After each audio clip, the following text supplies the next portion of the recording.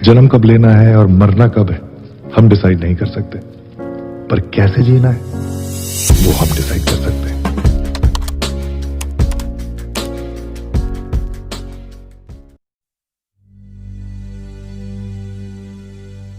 ना आपसे कभी बात हुई, ना कभी मुलाकात, और ना ही आपको पर्सनली जानते थे, फिर भी आज भी ऐसा क्यों लगता है जैसे किसी अपने को खो दिया।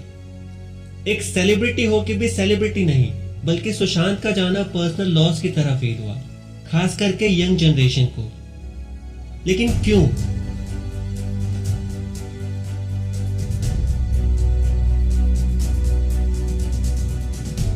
इस क्यों का जवाब है सुशांत की इंस्पायरिंग जर्नी। सुशांत एक सेल्फ मेड स्टार थे। वो किसी रिच फेमस फैमिली से नहीं, आपकी और मेरी तरह ही एक मिडिल क्लास फैमिली को बिलोंग करते थे, जिसका बॉलीवुड से कोई कनेक्शन नहीं था। इतनी ऊंचाइयों को छूने के बावजूद भी वो हम्बल और डाउन टू अर्थ इंसान रहे। उनके लिए उनके फैंस एक्सटेंडेड फैमिली की तरह थे। 3 साल के एरन बासु हैदराबाद में ब्लड कैंसर का ट्रीटमेंट करा रहे थे। सुशांत को जब ये बात पता चली कि एरन उनके बहुत बड़े फैन हैं और उनसे एक बार मिलना चाहते हैं, तो सुशांत ने बिना देर किए उनसे जाके मिले और उस नन्ही सी जान के चेहरे पे स्माइल बिखेरी। सुशांत बचपन से ही स्टडीज में बहुत अच्छे थे। फिजिक्स में नेशनल ओलंपियाड विनर, AIEEE में ऑल इंडिया रैंक 7 और 11 नेशनल इंजीनियरिंग एग्जाम क्लियर करने वाले सुशांत के ड्रीम्स भी बहुत बड़े थे।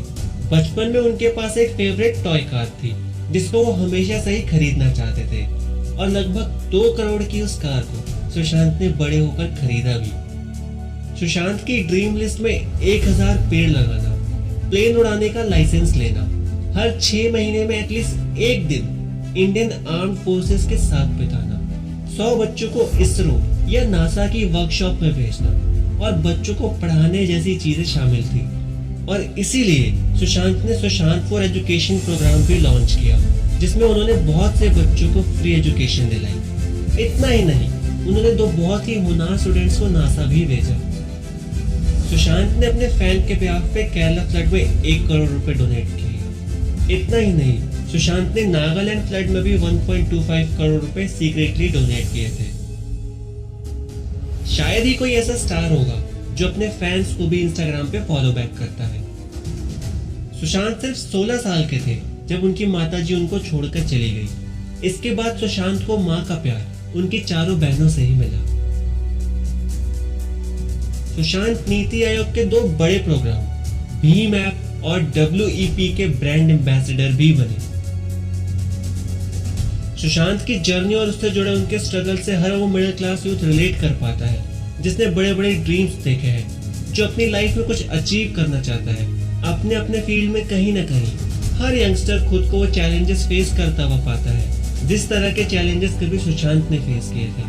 बिना किसी गॉडफादर के बॉलीवुड में इतना नाम बनाने के सिवा as a human being Sushant ने सोसाइटी को जो वापस दिया है, यही बातें सुशांत को बाकी एक्टर्स से अलग बनाती है।